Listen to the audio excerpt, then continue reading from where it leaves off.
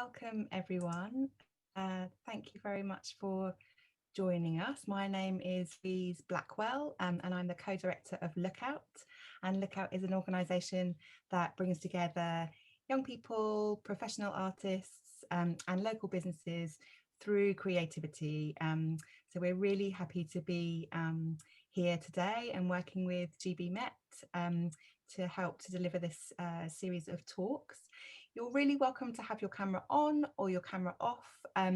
What's going to happen is Suhayla and I will have a chat for about 40-45 minutes, and then there'll be a chance for you to answer questions, ask questions if at the end. But also, this session is absolutely for you. So if you would like to write your questions in the chat as Suhayla and I are talking, I'll weave your questions into our chat. So please don't feel like you have to wait till the end. But if it's okay, as we're doing our conversation, you can write your questions in the chat, and then we can all have a chat together at the end if you'd like to.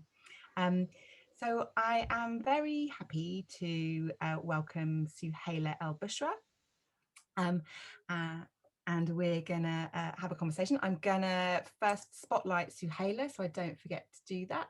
I'm gonna do that right now. Great. So welcome Suhayla. Can you tell us, to start off, a little bit about you and your job, and how you describe yourself? Okay, yeah, I can. So I am a writer. I'm a playwright and a screenwriter. So I write for theatre, film and TV. So I suppose I write anything that is to be performed by other people. This is probably how I describe myself. Fantastic, thank you. And so how did you find your way into doing this? What was your pathway into becoming a writer? Did you study or? Well, yeah. I did, I was always into drama and I did theatre studies and English as a degree, but that was quite a long time ago. And then I didn't do any writing actually. I used to really love creative writing when I was a teenager, but I didn't do, and I used to devise a lot of plays when I did drama, GCSE, but I didn't do any actual playwriting until I was in my late 20s. And I had become a drama teacher, actually, a secondary school drama teacher, and I found that a really hard job to do, and I found it quite kind of creatively unfulfilling after a while, because it sort of became about you know, sort of classroom management and a lot of paperwork, and I felt like I really wanted to do something creative and I wasn't quite sure what it was, and I just started writing actually prose. And then I saw an advert for a short filmmaking course in Brighton. And I thought, well, I'll try that, because it was only, you know, sort of 10 weeks or something. And I wrote we made a short film in groups. And I thought I'd write a sort of small screenplay for that. And I just kind of fell in love with it, actually. It was a really bad screenplay. It was absolutely terrible. And the film that we made was really horrific and will never see the light of day. But there was something about writing something that other people then made and everybody came together to create it that made me think, this is the sort of writing that I want to do. I definitely don't want to sit and write prose by myself in a room all the time. I want to make something that's going to be made. So that's kind of what started me off. And then I just happened to see a screenwriting MA was advertised in the paper, and they were offering funding. You could get bursaries to do it. So I went and did that up in Leeds, and my best friend lived up there, and she said, look, come and you can live in my spare bedroom for free. So I kind of felt like this amazingly fortunate moment where somebody said you can have some money to do this. Someone else said you could have a room to live in. And I was like, okay, I'm going to do it. So I went and did this course, and it was very much had lots of links with the TV and film industry. So we had a lot of visitors. Our tutors were all working writers, and it was a year and a half, and it was really, really intense.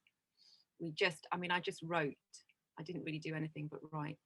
And I didn't mind it at all. Like, it took over my life completely for that whole time, and it never once felt stressful or like I had too much on or I didn't enjoy it. I just woke up every morning and was really, really loved doing it. And I think it was I think because I'd written stuff before, and then you kind of write almost a first draft and you go, well, this isn't very good, but I don't know what to do with it now, so I'll sort of throw it away. And what it did was it really forced me to keep working on a project until it was done. So we'd meet up in groups and we'd give each other feedback, and we'd keep drafting and redrafting. And it was the practice of doing that made me go, oh, this is how you finish something, is you just have to keep going over it and over it. And actually you need people who you trust to give you good advice and to help you shape it. So that was, so then I did that. And then I got an agent through that, because she'd come to talk to us on our MA and to sort of talk about being an agent, when we all sent her our work. And she sort of kept in touch with me, and she read the screenplay that I'd written, a couple of screenplays that I'd written as part of the course. And she took me on very early, and I thought, oh, this is it, I've got an agent, that's it, off I go to work. And it doesn't work like that, of course. It took a really long time after that for any work to come in, and lots of kind of pitching and working on different ideas. But that was basically how I got started. That's brilliant. It's really interesting that you had the way you articulate having a kind of group of people that help you to keep on going and pushing something through till the end. And I'm interested in it, you've touched on it a little bit, but who are the people? Are there any particularly significant people in your career to date that kind of have helped you change your path or think about things in a different way, that have enabled you to kind of do what you do now, would you say? Yes, definitely. I mean, something that happened really early on actually is I moved back to Brighton, and I was writing all of these kind of TV pitches and TV scripts that would maybe get you a meeting with somebody, but they weren't really going anywhere. And I was really frustrated, because I thought, nothing that I'm writing is being made, so I don't know if it's working or not.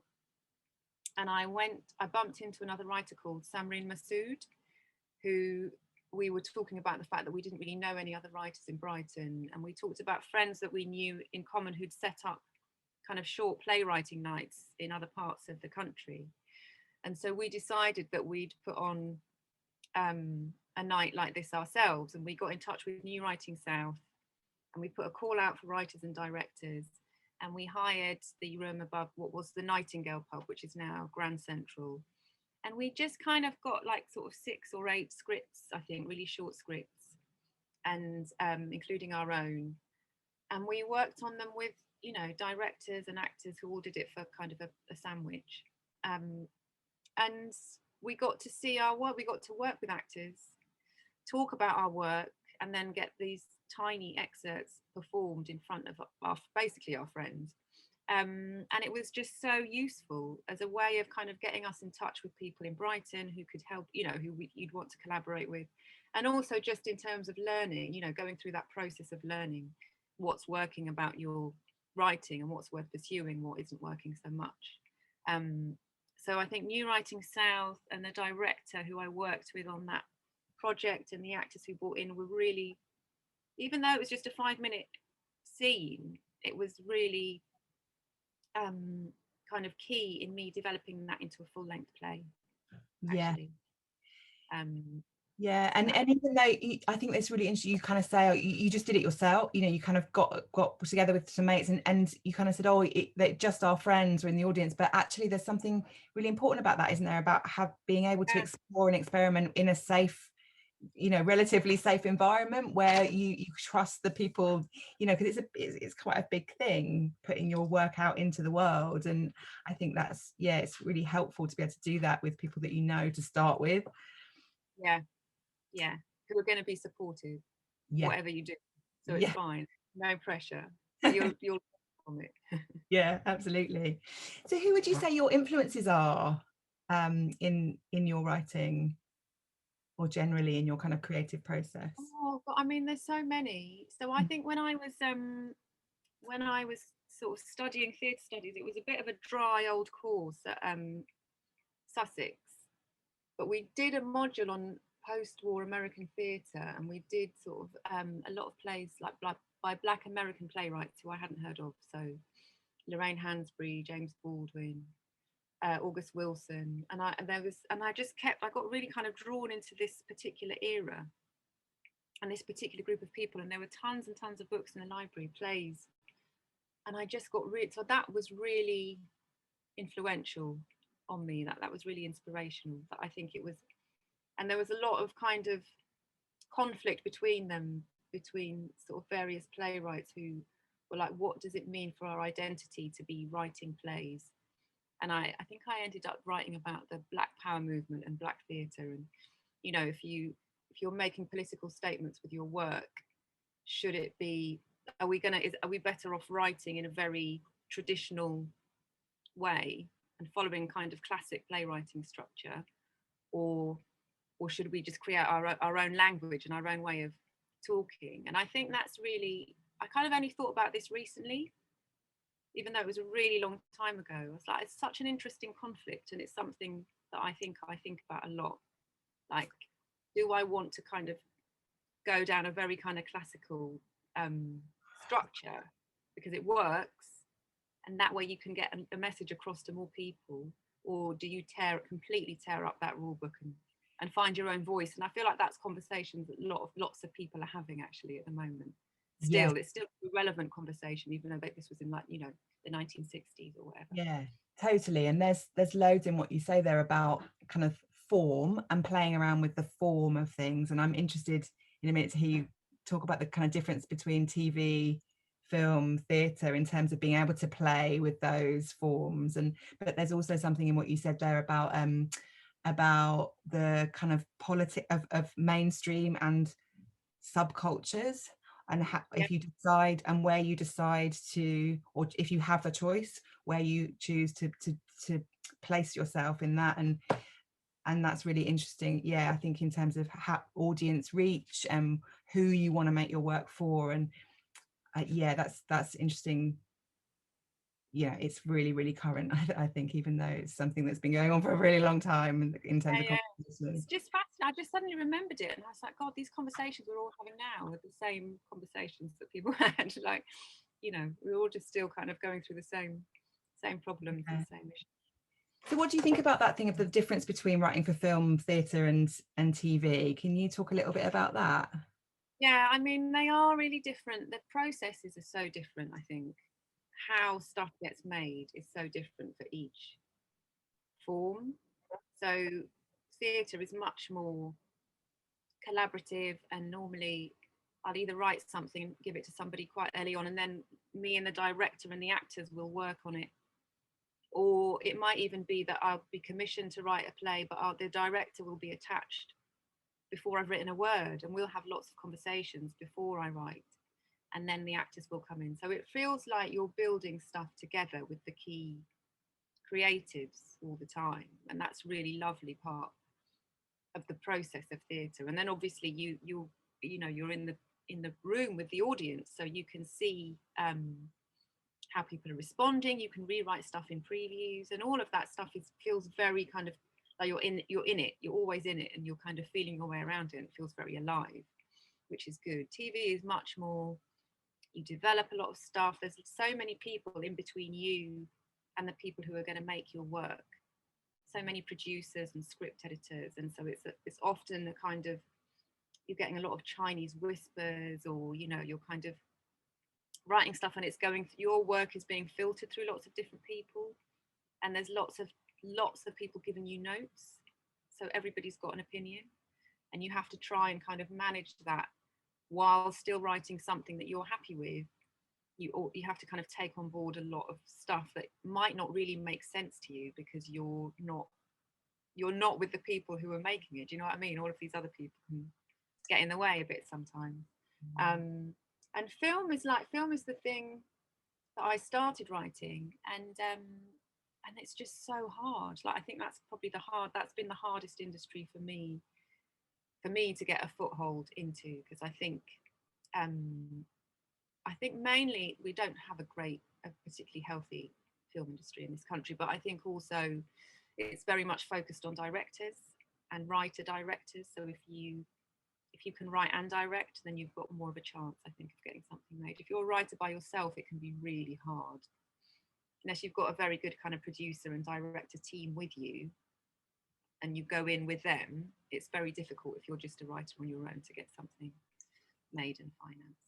Right. Yeah, I hadn't thought about that before. Just because in theatre, it's quite, you know, writers are held in great esteem, I think, in the theatre industry. Directors too, but particularly writers, I think. And yeah, I hadn't thought that how different that might be in the film industry. Yeah. So I mean, that makes a difference to the work, I think, because it just depends who you're working with and how you work with them. So that's very different. And formally, like in terms of what you can do in film compared to theatre and TV, like I try not to get too worried about that. I think people would say there are lots of rules that you should stick with, but I don't worry about that too much, because I quite like it when I go to the theatre and it's cinematic, or I quite like TV that feels a bit like a play. So, you know, people will say, oh, you know, you have lots of talking in the theatre and you have lots of images in film, but I think it's quite nice to chop that up and do something different. Like, why not? You know? And also it depends what type of theatre you go to. Sometimes there's lots of words, sometimes there isn't at all. So yeah, that's interesting. That kind of get hung up on. I mean, I don't ever get hung up on that at all, and I don't think anyone should. And I think now as well, like as writers, I think we move between those three different things really easily. I think it's something that a lot of people do. So I think we're all kind of used to taking bits from here and there, you know. Yeah, absolutely. So can you describe kind of what's a sort of regular day for you? Is there a regular day, and what do you enjoy most about what you do? What makes a kind of good day? That's a good question. What makes a good day? I mean, most of the day is me on my own. You know, that's the kind of general, is you have to spend so much time on your own working on stuff. And I'm quite focused actually, because I think maybe because I've got kids, so I've got a set amount of time in which I have to work before they come home, before family stuff starts. So I'm quite kind of focused, and I just sort of get my head down. Like I try not to waste too much time.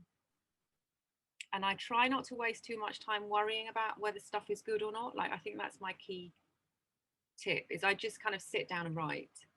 And if it's not going that well, I don't kind of go, oh God, I can't do it. I'm gonna do. I just stay with it. And you know, and even if I do like write something really rubbish, normally the next day I can go back and kind of take something from it. Do you know what I mean? So it's not. So that's kind of my days that I sit and just do that. But then sometimes, like today, I went and sat in a room with real life people, with another writer and a producer and a script editor, and we worked out, you know, sort of possibly a TV series.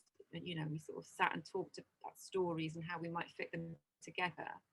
So any time that I get to leave my desk and go and see real people and put our thoughts together, actually talk about making something real, is my absolute, like, that's my favorite thing, I think, because it's so exciting. Yeah. Then you get a sense that it's going to happen, you know, and you're not just kind of writing this abstract thing that may never come to anything. And I guess particularly considering the last year that we've had, like seeing people in real life is a real thrill. In terms of, it's really exciting. Yeah.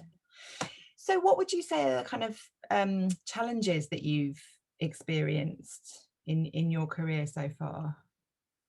So I mean, starting out, I think it just took such a long time, and it felt like I would never get anywhere. And I think there was a couple of times where I thought, God, this is not working, and it's not really worth, you know, is it worth my time? Am I kind of just kidding myself?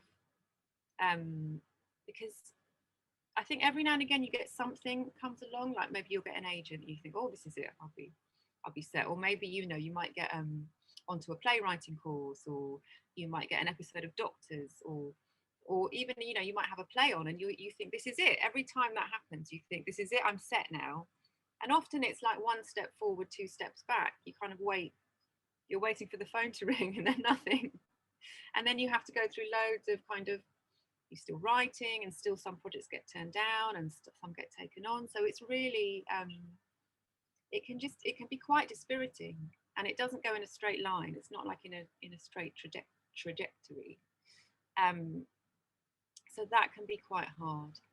And then I think just in terms of actual work, I think probably the thing that I find most challenging still to this day is how to, much as I love working with other people when we're putting stuff together, like how to work with other people who are helping you make your film or your TV show or your play, who've all got opinions on what that should be. Because it's so collaborative, and I love the fact that it's collaborative, but also that can be a downside, because sometimes you find yourself really struggling with trying to make things work that people want you to implement in your work, and sometimes they're wrong, and sometimes you're wrong, and it's really hard to get the balance right of knowing when to listen to people and when to sort of dig in and say, no, I've got to trust my instincts here, and how to manage that is so, I still find that quite difficult. Yeah. And you know, it's I'm getting better at how to manage it, but it's still a challenge, I think. Yeah. And that can also, when those people that are giving you constructive feedback are the ones that have the power to decide whether it happens or not, that's a really challenging kind of power imbalance, isn't it? We've had a great question actually that connects in with what you've just been saying about collaboration. Isabel has asked how often you collaborate with others, and so because you've talked about the majority of the time you're by yourself, so how often would you say you collaborate with others? So it's normally after each draft that I do. I will get together with, either if there's a director attached on a play, I'll get together with them. If it's a TV program, it might be a producer. If it's a film, currently doing a film where the director and producer, so the director's attached as well, so we're having, and there's a script editor. So yeah, it's normally I'll do a draft of something and then I'll send it to them, and then we'll all get together and we'll talk about it, and then I'll have to go back and rework according to, partly to what they've said, but also to what I think it needs. Yeah, and then until it actually gets to a point where it's going to get made. So how many drafts do you normally do? Oh my God. I mean, it can be like 10, over 10. Do you know what I mean? It can go up to 20 for some things. And other things you do like 3 drafts and it's fine. And there's not really any rhyme or reason as to why. Yeah. But it's a lot of draft, like there's a lot of redrafting. I mean, I'd say like there's probably 3 really big drafts that go into everything, but then you've got loads and loads of other drafts, sort of lighter drafts on each of those 3 drafts. Yeah. So I would say like three kind of big ones. Yeah, yeah. Thanks for that great question, Isabel. I'm imagining on your computer you've got like a file with loads of like versions of your scripts. There was some to join in with it because I was too busy writing, but I did see on Twitter some sort of well-known playwrights were going, look, this is how many drafts I've done of this play. I think like Lucy Prebble would just put up one of her, you know, she sort of screenshotted her right. And said, this is how many drafts I did of this play. And then loads of the writers went, yeah, me too. And it was just like, you know, it takes a long time. Yeah, yeah. Vanessa's asked a great question. Are you involved in the casting of your work? Thanks, Vanessa. Yeah, that is a good question. In theatre, generally, yes, definitely. Kind of go along and meet them, go to sit in on auditions. In TV, it's less it hasn't been, because I've been working on other people's shows, or there's been, you know, I've not been the lead writer, I'm just kind of someone who's coming to do an episode. So I don't have a say in that. Once you sort of on your own shows, then you have more of a say in the casting. Obviously, you're more involved. Yeah. And do you, when you're writing, even if you're writing a kind of episode of Doctors or something, or I suppose it's relevant that, do you have someone in mind for, obviously if you're writing kind of for a soap that you know who the characters is played for, then you do, but in other, do you ever have a kind of your dream cast, or do you try not to do that so that when you're not disappointed when they don't I kind of don't naturally fall into that thing where I go, and this is from, and Meryl Streep will play this. Like, I just, normally they kind of, the characters are sort of, they're like these characters. They're not kind of famous people who I'm imagining playing them. I think the only time it's happened when I've thought I've had actors in mind is when they've been actors that I know who I've worked with, and I think they would be really good in this part. Yeah. And then sometimes the characters that I'm writing sort of take on their persona, but I tend not to do it with like really famous people. Yeah. Vanessa's asked a follow-up. Well, I don't know, you know, then it's like you're setting yourself up for a disappointment, I would say. I mean, unless they kind of do it, you know, which would be amazing. Handy, because I found out that there was going to be, I was working on a TV show, and I found out someone who I quite admired was going to be playing one of the characters, and I was like, oh, I'd better write her a bit better than I have been then. So I think that's quite good. It's like, would you give this to Meryl Streep, or would you be embarrassed? So, you know. Yeah, good point. It was Meryl Streep, by the way. But, you know, it's like, it's a good, make it be your favourite actor, definitely. And Vanessa's asked a follow-up question, and Alex has asked a question, which I'll come to in a moment. Alex, thanks. Vanessa's kind of asked, what do you look for if you are casting? What do you look for in an actor? Ooh, that is a good question. I think it really depends what it's for. So, for example, if you're doing, like, I might need actors to come and do a workshop, in which case I'll want someone who's right for the part, but I'll also want someone who is really good at kind of getting on board really quickly and being quite kind of adaptable in the room, so they can be quite fluid and try out lots of different things. So that's one thing. If it's for, I mean, it's kind of different as well. I think if it's for theatre, it's more of a communal thing, and it's about how the team will fit together. That's really important, I think. It's about how your cast will get along with each other. Whereas I think if it is kind of TV, it's slightly different. People are kind of a bit more separate. Yeah. I mean, I really love actors who get involved with what I'm writing and respond to it and have opinions on it. I like actors who kind of think about the play, who think about the whole. I think my favourite actors are the ones who, they don't just think about their part, they think about the whole play and the whole production. And everything that they say and all the thoughts that they contribute are about the whole thing and not just about. Yeah.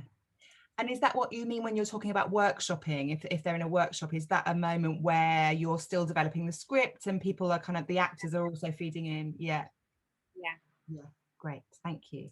So Alex's question is, when you write a script, what do you focus most on at the beginning? Is it the characters or the overall story or the places?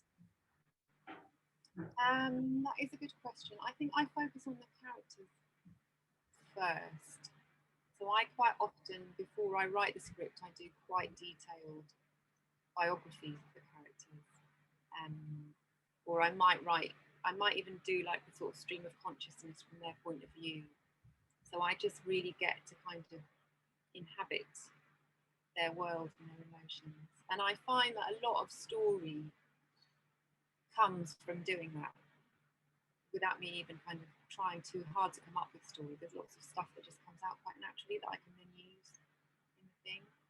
And actually, I did something recently. I did like 4 drafts of a play that was very technical because it was all about circus, and I got really kind of caught up in the circus stuff, and it wasn't working, and I realised after 4 drafts that it wasn't working because I didn't really know what the character, what her internal journey was and what she had to do emotionally. And I went back and did a whole load of writing that was nothing to do with the play, but was just sort of her life story, almost like a sort of mini story that was her sort of talking about her whole life.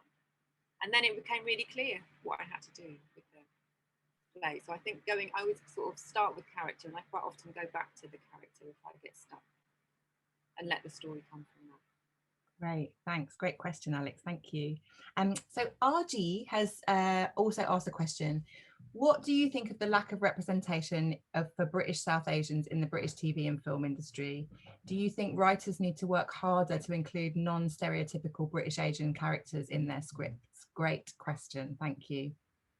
I think they do, but I think the main issue is that there's not enough writers from any kind of other community in theatre or on TV, and that's the problem. Like, it's not about kind of asking people to write more rounded, people of colour and more rounded disabled people. It's about actually getting those people into the room behind the camera, not just because I think there's a bit of a focus on getting people in front of the camera, but the actors, but it's actually, the writers, the directors, the script editors.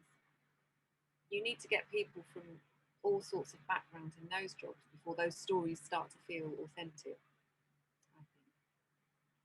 And it's hard to do that because if you don't, one of the reasons why I went into this is because I never saw myself on screen when I was growing up.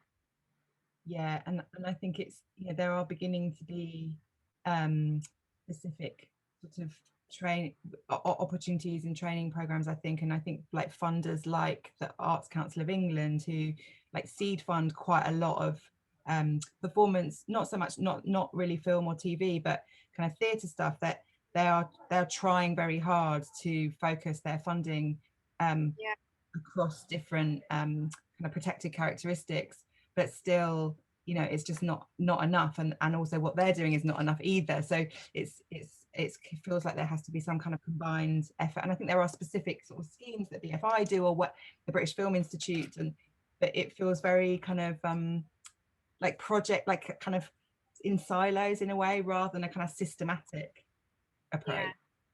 And the projects that, the sort of schemes are really good, but they only get you so far. There needs to be a real kind of a sense of how you can escalate people as well through the industry, not just give people a starting point. Because you can get loads of writers get small plays on small stages, but how many of those then end up on the big stages? So I think theatres and TV companies and film, everybody needs to work really, really hard to make sure that people are given the right platforms, but also that those careers are then sustained. I think that's a brilliant point, because there's often also lots of opportunities and those kind of schemes for people that are under 25, which is great for people on this call. But then it's like, well, what happens when you get to 25? Like, how you can't access these things? I think it's a really important point. So Alex has asked another question, unless I've missed one. I'm just going to check I haven't missed one. No. So thanks, Alex. He says there are many actors who started their career in theatre before they got to work on screen. Do you think that is better rather than trying to get on screen at the beginning? I don't know, actually. I mean, I think with any of these jobs in this industry, there's no one way. There's so many different routes into it. So I think it doesn't have to be. I mean, I know a lot of good actors who came up doing telly, came up doing soaps, and then have ended up doing stuff. But I think it's probably good to do as much as you can of anything, like whatever's offered, take the chance and try it out. I mean, I think definitely theatre is a really, really good training for any actor, no matter what you end up doing. I think because probably for the thing I talked about before, like you get a sense of the whole project, whereas I think if you're filming a TV show or even a film, you might go off to you'll just come in and film your scenes. but you won't really be a part of the whole thing. So yeah, I mean, I would recommend it if you want to get into acting.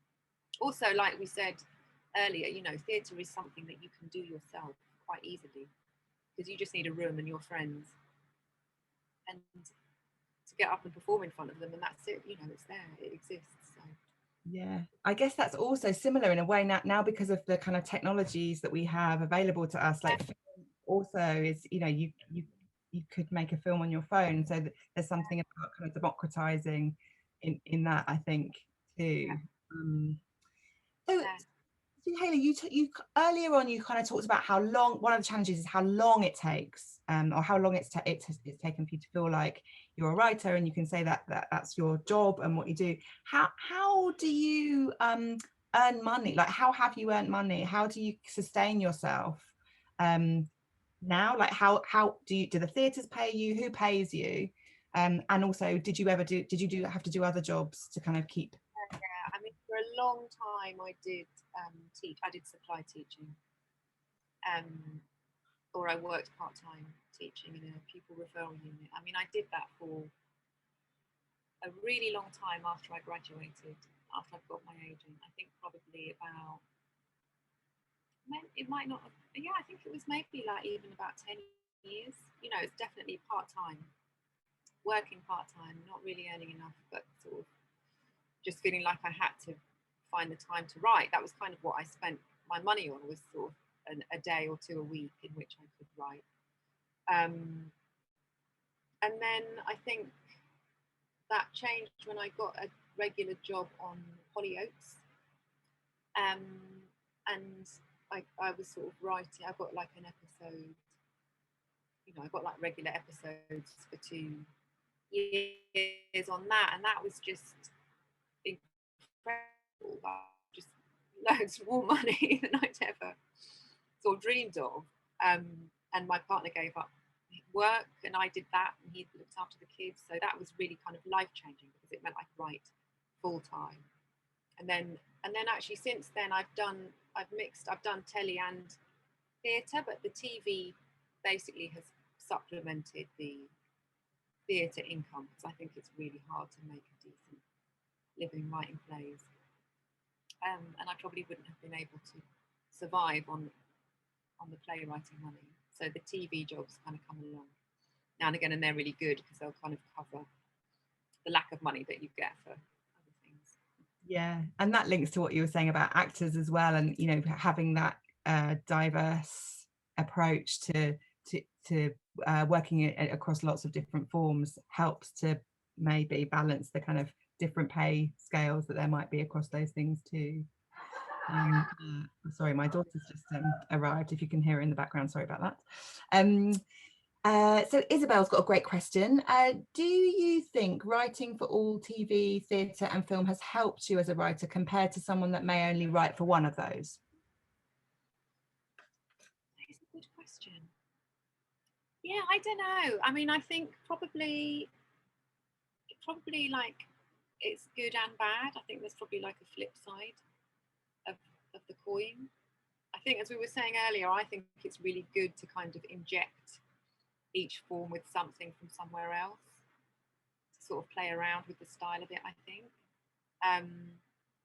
But I do think, like, sometimes people have said this film is too like a play, like you need to have less talking and more, you know, you need to chop up your scenes a bit. And so I think sometimes I guess, I don't know, I suppose sometimes it doesn't always work, that kind of it's chopping things up. Sometimes it really does work. So I think on the whole, I don't know, like I don't feel like I'm a playwright. I think I'm somebody who wrote TV and film and who ended up writing plays. Whereas I think there are some playwrights who maybe they only do write plays, and they are really, like, I feel like they really understand the form and the history of theatre in a way which I don't quite. I'm kind of sort of a bit of a chancer and chucking things around. So I think in that, if you really, really love one particular form, and I mean, I do know playwrights who are like, I've tried to write telly, I just can't get my head around it, and I think that's great, you know, and they're really brilliant. I know TV people who can't freak out at the thought of writing a play, like it brings them out in hives almost, you know, they're so horrified by Yeah. it. They're like, it's scary. I don't know where to begin. There's no rules, you know, it's like, so Yeah. there are people who just do one or two of those things and do them really well. Yeah. Great. I'm going to ask you one more question because time is flying by. Do feel free, everyone. It's brilliant that you're putting the questions in the chat. You can still, but if you want to come off mic and chat with us and ask a question in person, then feel free to in a moment. But the last thing I wanted to ask you, Suhayla, I've got loads of other questions, but I'm going to not ask those.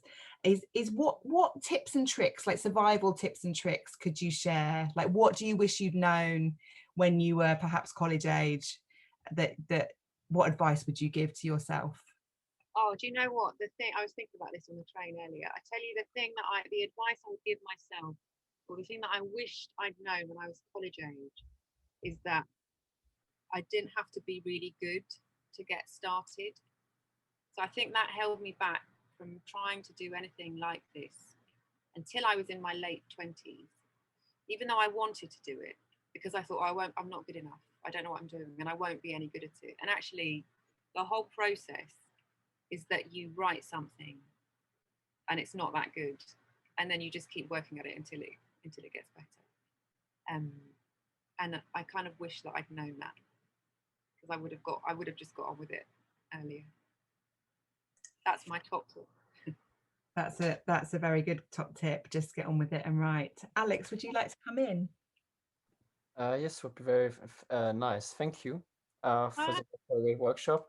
I got one major question, which is more about your opinion, because I'm looking forward to do my first own short movie this summer, to be the writer and the director. And I want to ask you, what do you think is, now more as a writer, obviously, what do you think is the most important thing that I should pay attention to when I'm writing the script, or even after, when I have finished written it and then I go all the process with the cast and everything? What do you think is the most important thing as a student to pay attention to in your eyes? That's good. I don't know, if it's a film script that you're writing, I guess it's sort of thinking about if it's clear. I mean, I think when you start writing something, just get all of your ideas down. You know, don't kind of worry too much about it being perfect. And then I think as I go through and try and whittle it down, it's about kind of honing what you've got and making sure that, you know, it's like all of your scenes are kind of about the same thing as you go through, and you haven't got too many conflicting ideas in your story. So it's about going, actually, you know, that's a really lovely scene, but it's not really, I don't really need it to tell this particular story. And even though I like it, it's just holding up the story, and so I need to get rid of that. And then also just going through the scenes and sort of taking out any lines that you don't need, thinking about how it's going to look. So what are the visuals? If it's a film more than theatre, I would think about what the visuals of the story are telling you, and then adding the dialogue. So the dialogue sits on top of that. So you're not just sort of telling the whole story through the dialogue, but remember that it's a very visual medium. So you think about the image and what story that's saying, and then you can put extra information perhaps, or just a bit of texture through the dialogue, but you don't need the dialogue to do all of the work. Okay, thank you. Great, thank you. Vanessa and RG have put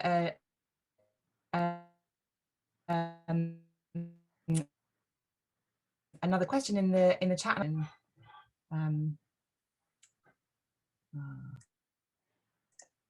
Can you hear me? My internet just wobbled then, I think, at that moment. So yeah, hopefully I'm back now. You're back, Louise. Great, thank you, Rosie. So I'm going to read your question, Vanessa. What's your best writing, do you think, Suhayla? That's a good question. What is my best writing? Wow. It's kind of weird because you're like fond of different things for different reasons. I wrote a play called Pigeons, and it was one of my first plays, and it was on at the Royal Court, and I was really, really strict with myself when I wrote that play about not using too many words, and it's really, it's quite a short play, and there's not too much dialogue, and it's really lean, and I'm actually quite pleased with that. And I also played around with the structure, and I think I had a look at that recently, and I thought, no, do you know, that does still, I think that still stands up. And I think as I've written more, I've become a lot less strict with myself, kind of chuck in a lot more. And the things that I'm writing are bigger now, because I think as you kind of progress, you get given bigger stories to write with more characters. And I don't think what I'm writing now is quite as sharp as the stuff that I wrote, as the thing that I wrote when I was really, I've got to make this very sort of brief. You know, because it's got to be a small play. That's really nice to hear that it was something that you wrote really early. That's one of your favourites. Yeah. So RG has asked a brilliant question. Have you ever felt like your voice has been invalidated when you're in a very white and male-dominated writer's room or space in work? Yes. The short answer to that is yes. I mean, the longer answer is I've got much better at dealing with that. I think I've had a couple of experiences where I felt I've been brought in to write a project because of other people's kind of preconceptions of what sort of play or film I was going to give them. And they've gone, oh, we need a British Muslim voice, or we need a sort of a female, we need a voice that ticks a certain box. And then you kind of start to talk to them, or you start to work with them, and you realise they don't actually want me, they're not interested in what I want to write. They've got a preconceived idea of what it is they want to say already. And they want me to write, because they want me to write about a particular thing in a certain way. And I think I've just got better at spotting that quickly and saying, actually, no, this isn't, this project isn't for me. So I'm being really honest about what I find exciting. And if it's not the same as what they find exciting, then it's not worth working with them. But on the whole, there have been times when I felt, and it might not even be like a white male thing. It might be kind of like, I feel like, oh, everybody's been to Oxford or something, like people are just more confident in the way that they talk.